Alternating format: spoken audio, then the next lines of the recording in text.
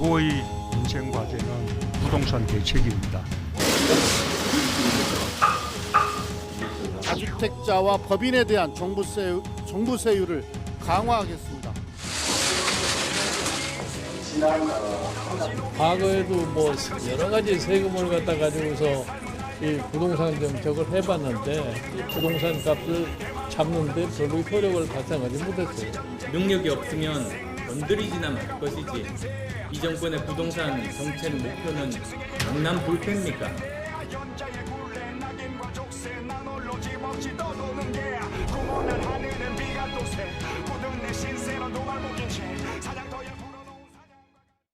네, 6.17 부동산 대책 이후 집값이 오히려 치솟고 비판 여론이 커지자 정부와 여당이 부동산 투기를 뿌리 뽑는다며 강력한 대책을 예고를 했습니다. 이런 와중에 여당 의원 5분의 1이 다주택자라는 경실련의 조사 결과가 나왔는데요. 민주당에서는 총선을 앞두고 집을 한 채만 남기고 팔겠다고 했었는데 그 약속을 지키지 않은 국회의원들이 부동산 정책을 추진할 수 있겠느냐는 비판도 나옵니다. 나이트 포커스 오늘은 최영일 시사평론가, 이종은 시사평론가와 함께하겠습니다. 안녕하세요. 안녕하세요. 예, 먼저 경실련 발표 내용부터 좀 짚어보도록 하겠습니다. 여당 의원의 5분의 1이 다주택자로 드러났다라는 내용인데 좀 어떤 내용인지 자세히 설명해 주시죠. 그러니까 180명이 당선됐던 것을 기준으로 보면요. 네. 지금은 176석이고 이 중엔 제명도 있고 탈당도 있습니다. 뭐 탈당은 원래 약속됐던 탈당이에요. 그리고 이제 어쨌든 이 비례정당이 합쳐진 숫자죠. 그런데 이 중에서 23% 정도, 약 40명입니다. 예. 그런데 이들이 이제 지금 투기지구, 투기과열지구, 조정대상 지역, 여기가 지금 관리대상 지역 아니겠습니까? 예. 수도권과 일부 지역들인데 이 지역에 이 2채 이상의 주택을 포함하여 다주택자가 많이 있다. 이 중에 9명 정도는 어느 정도 조사가 가능한 데이터가 있었던 것 같습니다. 네. 평균 한 1인당 5억 원 이상의 시세 차익을 얻었다. 이런 발표를 경실련이 낸 겁니다. 예, 파장이 큽니다. 그렇군요. 오늘 그 경실련이 발표한 여당 의원 5분의 1 가운데 절반은 또 투기 지역 등 규제 지역에 뭐 집을 2채 이상 보유했다라고도 지금 발표를 했는데 네. 시세 조사가 가능한 9명만 조사를 해봤더니 말씀하셨듯이 시세 차익이 49억에 달하고 네. 전체 평균의 시세 차익이 5억 원에 달했습니다. 그런데 이 중에 보니까 박병석 국회의장의 증가액이 좀 가장 높았더라고요. 예, 뭐 아마 그 몫이 좋은 곳인 것 같아요. 예. 뭐 서초구 쪽에 있다라고 하는데, 근데 지금 이제 박병석 국회의장 같은 경우에 논란이 되고 있는 게 이제 여기 이 서초구에 집을 가지고 있는 그 자체가 논란이 된다기보다는, 그러니까 본인의 지역구, 그 대전 서구에도 아파트가 있었는데 그 아파트는 팔았다는 거예요. 예, 그런데 이 서울 집만 남겨놨다. 예. 이겁니다. 그러니까 이거 얘기 들으면 누구 생각이 좀 팍 나지 않으세요? 예, 노영민 예, 비서실장이 노영민 비서실장 생각이 싹 생각나는군요. 나면서 예. 야, 이 그야말로 똘똘한 채 한 채만 남겨 놓고 지금 이제 정리하는 그런 거 아니냐. 뭐 그런 이제 이제 얘기가 세간에서 좀 흘러나오면서 예. 상당히 지금 곤란한 지경에 좀 빠져 있는 그런 상황인데, 그러니까 일반 재테크의 관점에서 보자면 굉장히 합리적인 지금 그 선택을 한 거예요. 예, 대전 서구도 제가 알기로는 최근에 집값이 많이 올랐거든요. 네. 자, 거기도 오르고 강남도 많이 올랐는데 강남 쪽이 훨씬 더 절대 액수가 크게 많이 올랐죠. 자, 2채 중에 한 채를 팔아야 된다라 그러면 어느 쪽을 팔아야 양도소득세를 적게 낼까요? 그래도 절대 액수가 적은 지방을 이제 그렇기 때문에 이제 먼저 판 겁니다. 예. 자, 그런데 여기서 빠져 있는 게 뭐냐면 그야말로 정무적 판단이 빠져 있는 거죠. 예. 그러니까 자기 자신의 지역구에 있는 집을 팔았다. 이거는 어떻게 보기에 따라서는 네. 지역 주민들 입장에서는 굉장히 서운할 수 있는 그런 얘기 아니겠습니까? 예. 이제 그런 것까지 이제 겹치면서 더 논란이 좀 증폭이 되고 있는 그런 상황인 겁니다. 예, 뭐 개인 자산이기 때문에 합리적인 판단을 하신 것으로 판단되지만 좀 정무적인 판단은 부족하지 않았나라는 분석이십니다. 오늘 이제 박병석 의장 자신이 2주택 보유자라는 주장에 대해서 좀 사실이 아니다라고 네네네. 반박을 했죠. 그러니까 경실련은 이제 2개 주택 보유다라고 네. 2주택 보유자로 이야기를 했는데 해명을 한 게 말씀하신 대로 이제 지역구인 대전 서구에 있는 아파트는 처분을 최근에 했습니다. 그래서 지금 거기는 월세로 지역구에는 집을 빌려 쓰고 있는 이 세입자가 된 거고요. 예. 지금 이제 서초구에 있는 아파트는 보유를 하고 있는데 해명은 저는 일견은 이해는 돼요. 뭐냐면 실거주를 하고 있는 것은 서초구다. 지금 국회의장이고 의정 활동을 오래 해왔기 때문에 예. 주로 여의도를 출퇴근을 하시는 상황 아니겠습니까? 근데 이게 무려 한 40년 정도 보유한 집이에요.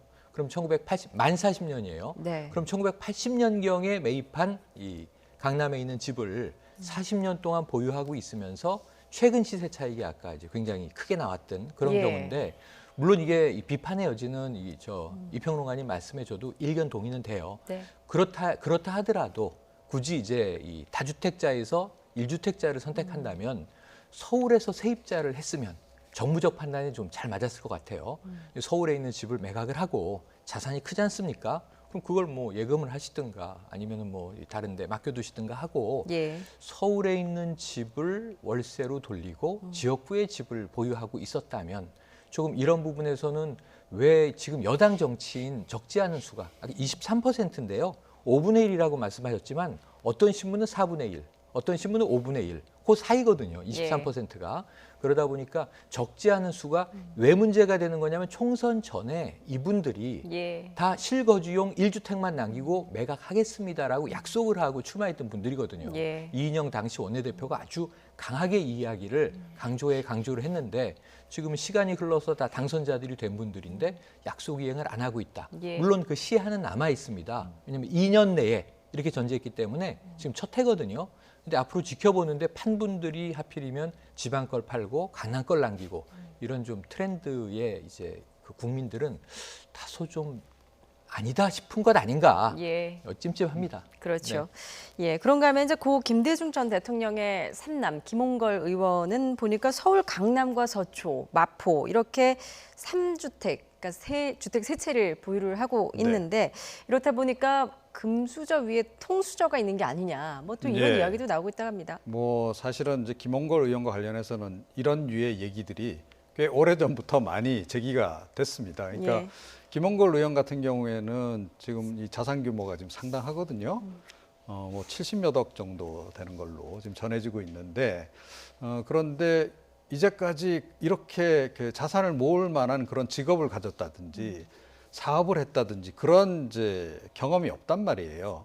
그런 상태에서 이렇게 이제 많은 자산을 보유한 것이 이제 드러난 거고, 그냥 마포 쪽에 뭐 부동산을 좀 가지고 있다. 이거는 좀 이해할 수 있는 측면이 있는 거죠. 예. 그러니까 뭐 이 김대중 전 대통령의 근거지가 동교동 쪽이었고, 그러니까 뭐 그 근처에 아버지 가까운 쪽에 뭐 주택을 보유하고 있다. 이런 정도는 이해가 되는데. 예. 강남에 뭐 2채나 있다? 뭐 이런 것들이 좀 납득이 안 되는 이제 그런 거죠. 그래서 과거에 이제 뭐 김홍걸 의원 같은 경우에는 뭐 최규선 게이트 관련해서 실형 선고도 받고 네. 그때 이제 검찰이 기소할 당시에 여러 경로로 지금 이제 뇌물 액수 받은 게 한 36억 원 된다라고 해서 그때 기소를 한 바도 있는데 자, 이런 것들까지 다 겹쳐져 가지고 지금 이제 더욱더 이 사안 또한 지금 굉장히 그 논란이 많이 되고 있는 그런 상황입니다. 예, 김홍걸 의원도 오늘 해명을 내놨는데 마포 집은 이제 부모님에게 상속을 받은 것이고 강남 집은 최근 매물로 내놨는데 좀 네. 안 팔린 것이다라고 해명을 네네. 했더라고요. 이 박병석 이 국회의장도 사실은 이게 왜 이 지역구 집을 매각하고 이 서초를 가지고 있었는가에 대해서 아까 말씀드린 대로 하나는 서초는 40년 실거주다라고 예. 얘기했고 또 하나는 재건축이 지금 걸려 있어서 3년간 못 판다는 거예요. 그런 제도가 있습니다. 이 재건축 지역으로 되면 이것을 오히려 매각하면 네. 이거 시세 차익 노리는 거 아니야 해서 아예 지금 이 최근에 6.17 대책 중에 가장 이제 강력한 게 송파와 강남 일대의 일부 지역입니다만 토지 거래 허가제 아닙니까? 허가를 받아야 이 매각을 할 수 있다. 그 묶여 있는 거죠, 이 돈은. 이 부동산들은. 이 그런 경우를 이제 이 제도적인 문제다라고 해명을 이제 박병석 의장이 했는가 하면 예. 지금 이제 말씀하신 대로 강남도 처분하려고 내놨는데 아직은 안 팔린 것이다. 근데 조만간에 팔릴 가능성이 있으니까 지켜보고 정말 매각됐는지 이 재산 부동산 보유 현황을 확인할 수 있을 것 같습니다. 다만 한 가지는 이런 대목이 있어요. 지금 상속을 가지고 네. 이 형과 분쟁이 있었잖아요. 그런데 이희호 여사의 이 유언이다. 내가 보여야 하는 게 맞다. 근데 그 이유는 뭐냐 하면 그것을 기념관으로 쓰는 거예요.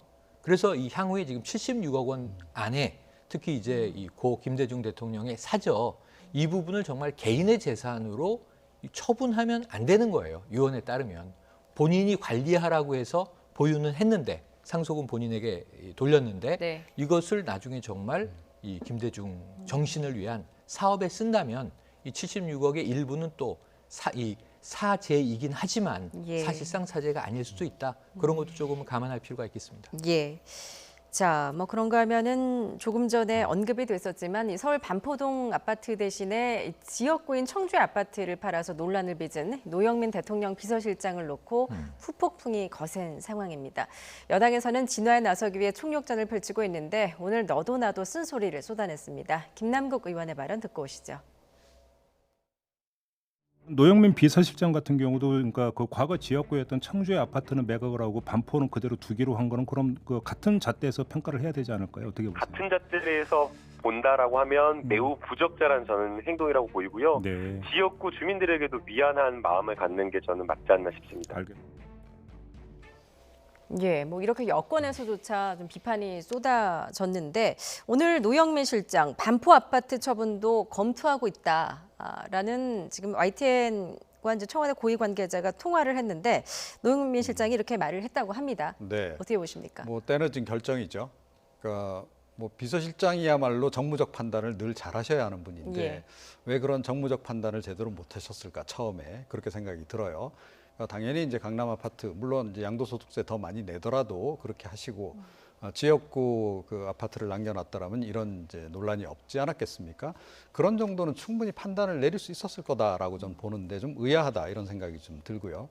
뭐 다른 한편에서는 좀 뭐 인간적으로는 좀 이해는 돼요. 뭐 누구라도 손해 보는 장사를 하고 싶진 않겠죠. 뭐 그런 건 이해는 합니다만 어찌 됐건 지금 상황이 엄중하다라고 본다면. 또 솔선수범을 또 강조하셨던 분이다 보니 더욱더 이런 부분도 그냥 넘어가기 좀 힘든 그런 그 상황인 거고요. 강남 부동산 지금 이제 뭐 그 아파트 파신다 그래서 별로 칭찬 못 받습니다. 예, 지금 뭐 일부 부동산 전문가들 사이에서는 이미 최근에 많이 올라서 지금은 현금화를 해야 된다라고 또 주장하시는 전문가들도 꽤 있어요. 예. 그 관점에서 보면 지금 어떻게 보면 팔아야 될 적기일 수도 있는 거죠. 이제 그런 부분도 좀 있고 게다가 지금 때늦게 이렇게 지금 이제 결정을 내린 거라서 별로 그렇게 국민들이 감흥이 없을 것 같습니다. 예. 오늘 이제 당대표에 출마한 이낙연 의원 같은 경우에는 좀 합당한 처신과 조치가 있어야 한다 이렇게 좀 네. 강력하게 말을 했거든요. 맞습니다. 어떤 의미라고 판단이 되십니까? 사실은 이 전에 선례가 하나 있죠. 예. 바로 이제 대변인을 지냈던 김의겸 전 대변인. 사실 이게 불법은 아니었어요. 지금 여기 불법은 없어요. 이게 어찌 보면 당 내의 원칙과 국민들에 대한 메시지 그리고 솔선수범입니다. 솔선수범 안 할 수도 있죠. 뭐 자율적으로 하는 건데 문제는 그러면은 개인의 재산은 지킬 수 있는데 당과 청와대의 이 부동산을 향한 메시지는 뭐가 되냐 이거예요.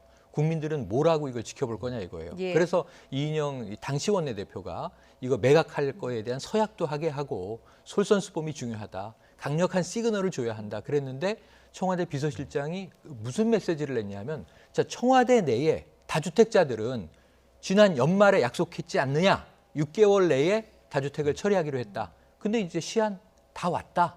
처분했느냐. 근데 지금 언론 보도는 처분 안 한 거 아니에요. 네. 행정관 다 빼고 비서관 12명이 다주택자라고 나왔고 장차관 중에 다수도 다주택자라고 나왔고 예. 그런데 그 엄포를 놨던 비서실장 본인이 다주택이다 이야기를 하니까 팔 거다 이렇게 얘기를 했는데 처음에는 반포를 팝니다 했다가 50분 만에 아니다. 청주를 팝니다. 이게 전 굉장한 패착이라고 보는 거예요. 예.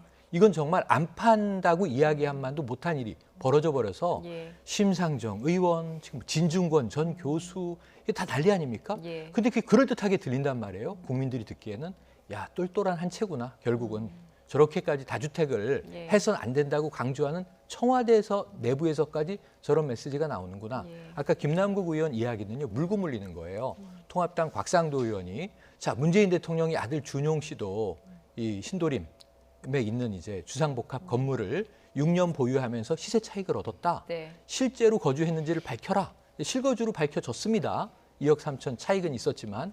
근데 김남국 의원이 이번에는 곽상도 의원에게 질문을 한 거예요. 똑같이 물고 물려요. 대구가 지역구인 의원이 왜 강남의 주택을 보유하고 계십니까? 본인의 시세 차익은 더 큽니다. 이 얘기를 한 거거든요. 그런데 여기서 이제 앵커가 노영민 실장은 어떻게 생각하십니까? 예. 문제가 있는 거죠. 이런 식으로 지금 노 실장 때문에 여당 의원들이 할 말이 없어져 버리는 상황이에요. 이걸 지금 어떻게 책임질 거냐 이거예요. 예. 저는 이낙연 전 총리, 이낙연 의원의 질타도 이거라고 보고요. 그럼 노영민 실장이 오늘 보도가 나옵니다. 자, 드디어 반포 아파트도 팔 것을 검토한다. 이게 무슨 일입니까? 이제 검토해서 뭐 합니까? 예. 그 50분 동안 뭐 했답니까? 이 부분에 대해서는 노 실장이 좀 더 강력한 처신을 내야 할 것이다. 이렇게 봅니다. 예, 너무 뒤늦은 뒷북 대응이 아닌가라는 생각이 드는데 이렇게 핵심 참모가 좀 논란에 휩싸였다는 점에서 이제 문 대통령 역시 좀 곤혹스러울 수밖에 없을 것 같습니다. 이번 논란이 노영민 실장의 어떤 거취 문제까지도 좀 연결이 될 수 있을 거라고 보십니까? 부동산 관련해서 논란이 지금보다 더 심해지면 그럴 수도 있겠죠. 예. 그러니까 이게 근데 부동산이라고 하는 게 뭐 다 아시겠지만 굉장히 민감한 사안입니다. 그리고 어떻게 보면 이제 휘발성이 굉장히 높은 그런 주제라는 거죠, 국민들이. 그런데다가 이게 좀 문재인 정부 들어서 보통 오른 게 아니에요. 그러니까 좀 상식선을 넘어설 정도로 좀 과도하게 올랐다. 특히 이제 뭐 강남 지역 같은 경우는 너무 많이 올라서 지금 상대적 박탈감이 지금 엄청납니다. 이제 그런 상황에서 이제 이런 일들이 벌어진 게 이제 문제인 거죠. 그러니까 예. 조금 전에도 계속 이 얘기를 이제 했습니다만 똘똘한 한 채는 어디냐? 강남이라는 거죠. 강남. 예, 그런데 진보 진영에 있는 핵심 그 인사들까지도 강남은 포기를 하지 않는구나. 라고 한다면 국민들은 대부분 어떻게 생각하겠습니까? 문재인 정부가 뭐 부동산 뭐 잡겠다고 얘기하는데 주변만 잡겠다는 얘기지 결국 저거 강남 못 잡을 거야. 그러니까 저 사람들도 저기 걸 포기를 안 하는 거지. 이렇게 생각하지 않겠습니까? 예. 그럼 뭐 당연한 그 어떤 생각의 순서예요. 그렇기 때문에 이게 좀 그냥 넘어가기가 좀 쉽지 않은 그런 그 상황인데 자, 그렇다 그래서 뭐 노영민 실장을 그만두게 하는 것만으로 그럼 부동산 가격이 잡힐까요? 그것도 또 답은 또 아닌 것 같다 네. 이렇게 생각합니다. 네. 자, 뭐 민주당 앞서 말씀하셨듯이 지난 총선 당시에 후보자들에게는 좀 서약서를 받지 않았습니까? 네, 맞습니다. 한 채만 남기고 다 팔겠다라고 솔선수범을 하겠다라고 했는데 당시 이인영 원내대표의 발언을 좀 들어보겠습니다. 100가지 제도보다 고위 공직자의 솔선수범이 100배, 1000배 위력적입니다. 청와대에서 시작된 집을 재산 증식 수단으로 삼지 않겠다는 선언이 정부를 넘어 우리 사회 전반으로 확산되기를 기대합니다. 국회도 예외일 수는 없습니다. 총선에 출마하는 모든 민주당의 후보자들이 집을 재산 증식 수단으로 삼지 않겠다고 약속하고 거주 목적 외에 주택을 처분할 것을 서약할 수 있도록 해줄 것도 요청합니다. 예, 이렇게 약속을 했는데 2년 시한을 두기는 했지만 네. 앞서 이야기했지만 뭐 여당 의원들 5분의 1이 다주택자이고요. 결국에는 총선용 아니었냐라는 비판도 나오는 것 같습니다. 그런데 저는 참여연대에서 발표한 것도 우리가 함께 들여다봐야 돼요.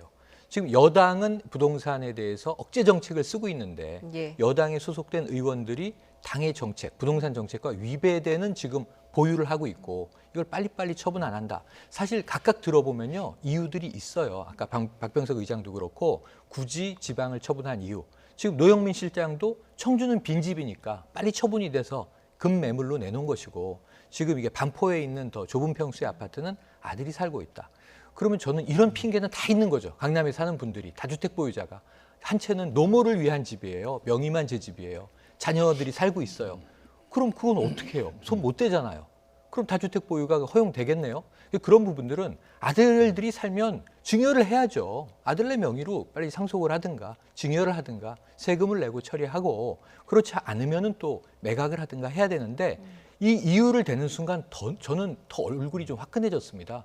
그럼 강남의 다주택인 분들은 다 이유가 있는데 굳이 전세 준 분들을 빼면은 그런 분들을 빼면은 일가 친척이 살고 있으면 다주택이 그럼 용납된다는 얘기인가? 이렇게 오해의 소지가 있는 네. 저 해명을 했거든요. 예. 그게 문제인데, 자 문제는 이 참여연대에서 발표한 게 좀 더 심각한데 이건 여야 공의 지금 기재위와 국토교통위가 이 부동산 정책과 관련된 위원회예요.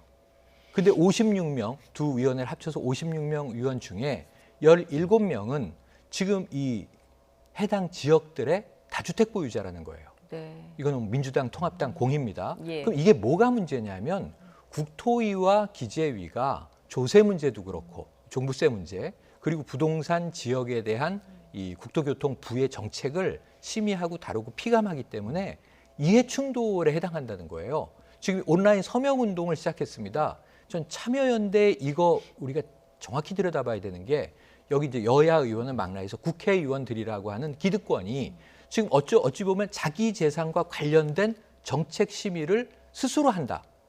그럼 이건 이 위원회에서 나가야 되는 거 아닙니까? 예. 우리가 아직 뭐 김영란법이 반쪽이 완성이 되지 않았지만 원래는 이게 부정청탁 금지 및 이해충돌 방지법이었는데 이 손혜원 의원 목포에 이야기할 때 이거 이해충돌이라고 얘기했던 분들이 자기들은 소속돼 있고요. 국회만이 아니고 각 이 광역지자체, 네. 기초지자체에도 시의원, 도의원 마찬가지로 구의원들 다 이 다주택 보유자들이 자기와 관련된 정책을 심의하는 데 들어있다. 예. 이건 저는 이 자칫 우리의 의회 시스템이 상당히 지금 잘못 작동할 가능성이 있는 위험한 대목이고 예. 도려내야 한다 이런 생각을 해봅니다. 그렇군요. 지금 민주당 같은 경우는 이제 소속 의원들의 이제 부동산 현황, 다주택자에 대해서 이제 전수 조사를 하겠다 이런 방침인데 만약에 이런 서약 약속을 했던 걸 이행하지 않으면 민주당 차원에서의 어떤 징계도 가능한 겁니까? 뭐 글쎄요, 이거 가지고 징계를 할 수 있을까 예. 잘 모르겠어요. 그러니까 뭐 워낙 이제 그 서약서라는 것 자체가 좀 선언적인 의미가 굉장히 강했고 상징적인 의미가 강했던 이제 그런 거라서 예. 사실은 이제 법적으로 따지면 이거는 좀 오히려 위법한 그런 측면이 있죠. 사유재산에 대한 침해 아닙니까, 그죠? 그렇게 볼 수 있는 거예요. 자, 그래서 제가 보기엔 이걸 강제하기는 좀 어려울 거다라고 네. 저는 생각을 하고요. 아마 전수조사하면 훨씬 더 그 많은 사람들이 나올 가능성이 높다 이렇게 좀 봅니다.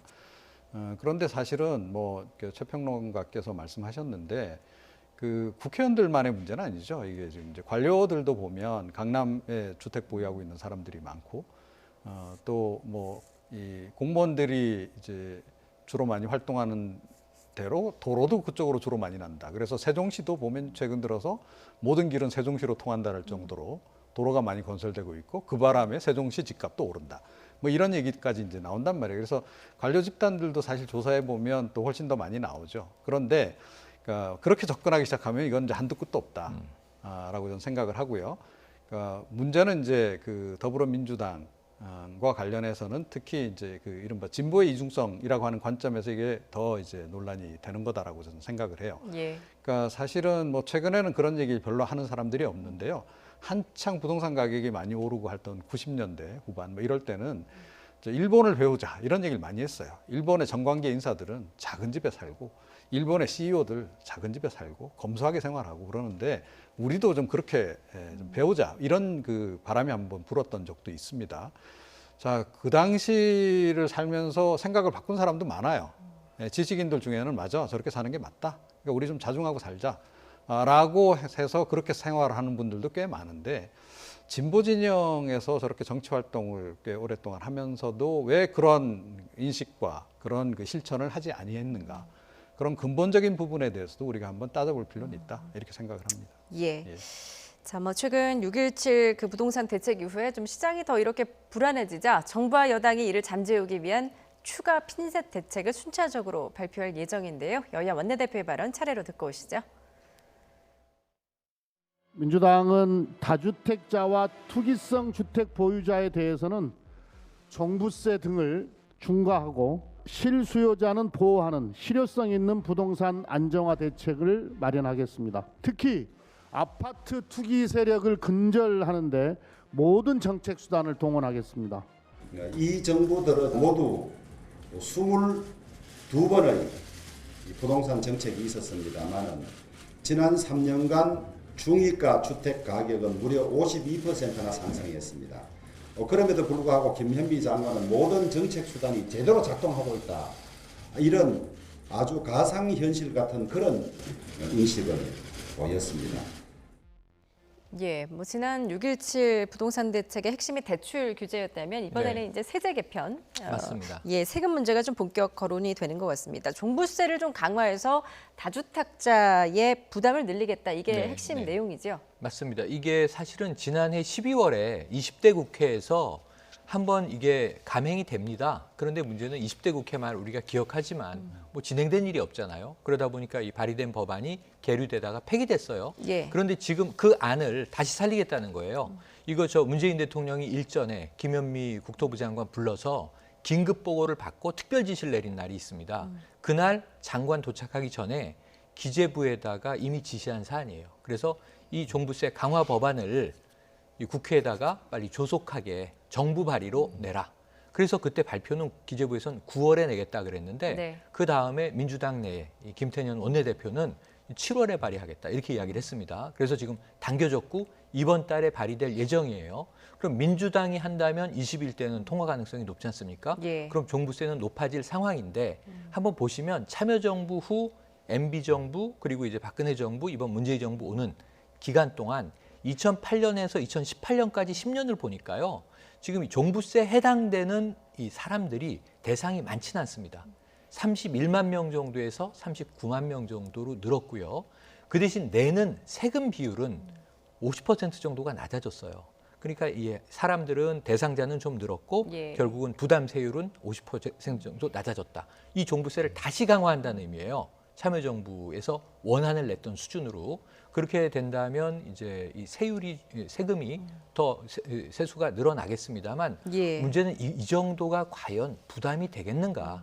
그래서 예를 들면 정의당 같은 이제 진보 노선이 강한 예. 소수 정당에서는 보유세를 더 강하게 매겨라라고 주장하고 있는 상황이거든요. 예. 그래서 이걸로 이제 해결점이 나올 수 있을지는 지켜봐야 될 것 같습니다. 예. 그렇다 보니까 이제 김종인 통합당 비대위원장도 종부세로 그 부동산을 잡겠다는 건 기본적인 원리도 모르고 하는 소리다 이렇게 또 비판을 하지 않았습니까? 네. 일단 이번 주에 세법 개정안 발의해서 민주당은 7월 임시국회에서 처리를 하겠다라는 방침인데 그 실효성에 대해서 좀 얼만큼 보십니까? 실효성은 그렇게 높지 않을 예. 거다. 그런데 일단 진행은 될 거다 이렇게 생각해요. 지금 뭐 아시다시피 엄청나게 지금 세수 부족 사태가 지금 발생하고 있습니다. 예. 자, 그 세금 메꾸려면 어차피 내년부터는 지금 뭐 여기저기서 다 증세를 해야 되는 그런 상황인데 문재인 정부에서는 뭐 지향성이 그렇기 때문에 결국 부자 증세로 갈 수밖에 없는 거죠. 당연히 이제 이 부동산도 보유세를 늘리는 방향으로 이제 갈 것이다. 그리고 이미 사실은 그 트랙에 좀 들어가 있는 상태잖아요. 기준시가 다 계속 지금 몇 해째 계속 올리고 있습니다. 그래서 예. 자동적으로 지금 부동산 보유세가 지금 인상될 수밖에 없는 그런 이제 구조인데 여기에 이제 좀 더 박차를 가하게 되면 좀 더 가속도가 붙겠죠. 그래서 아마 지금 이제 우리가 조금 전에 본 그 통계도 이게 좀 내년 그러니까 2019년, 2020년 기준으로 보면 이게 확연히 좀 달라져 있을 것이다라고 저는 이제 일단 보는데요. 예. 자, 그런데 이렇게 세금을 올리는 것만으로 그러면 이제 다 잡을 수 있겠는가 하는 건데 김종인 위원장이 이야기한 것도 저는 그거라고 저는 생각을 하는데요. 저도 사실은 이 문제의 핵심은 결국 부동자금이라고 보거든요. 그 부동자금은 그야말로 부동입니다. 계속 이동하는 자금들이거든요. 부동산에서 수익을 남기면 그 다음에는 뭐 주식으로 이동하든지 다른 데로 또 이동을 해서 거기서 수익을 내고 계속 그런 식으로 이제 돌아다니면서 수익을 탐구하는, 탐닉하는 그런 자본이라고 봐야 되는데 그 자본을 지금 제대로 선순환을 시키는 게 굉장히 중요하다라고 저는 생각을 해요. 그래서 이런 투기보다는 투자, 그야말로. 그래서 기업 투자로 연결이 되고 일자리 창출로 연결되고 이렇게 지금 해야 되는 상황이다. 예. 거고요. 자, 그 부동자금의 이제 주체라고 볼 수 있는 투기 세력들이 어떤 패턴으로 움직이는지를 정확하게 파악을 해서 선제적으로 대응하는 게 필요한데 제가 보기엔 꼭 지금 뒷북만 지금 치는 그런 상황이다. 게다가 실수요자의 패턴 변화도 지금 잘 이해를 못하는 것 같아요. 실수요자들이 최근에 왜 이 지금 2030 세대가 제가 보기엔 부모들 도움받아서 이제 집을 막 사는 부모들이 네. 아마 그렇게 권고를 할 겁니다. 너 지금 집 안 사면 아마 사기 어려울 거야 라고 해서 아마 사는 걸 텐데 그거는 또 다른 이유가 또 있는 거예요. 최근에 인플레이션이 굉장히 심해졌기 때문에 결국 부동산 가격이 지금 높아도 인플레이션이 심해지다 보면 결국 뭐 이 부동산 가격이 내려갈 가능성은 희박한 거고 오르면 올랐지 내리진 않는다. 예. 이런 거예요. 자, 그러면 이제 그 실수요자의 패턴도 이해를 해야 되는 거죠. 자, 그렇게 해서 접근을 해야 되는데 너무 과거의 그 방식, 과거에 휘둘렀던 칼을 가지고 지금 계속 휘두르고 있는 그런 형국이다. 그러니까 결국 허공에 지금 칼을 휘두르는 그런 상황이 아닌가 이렇게 생각을 합니다. 그렇군요. 자, 일단 이번 주에 좀 발표될 정부와 여당의 부동산 세제 개편 방안 좀 더 지켜보도록 하겠습니다.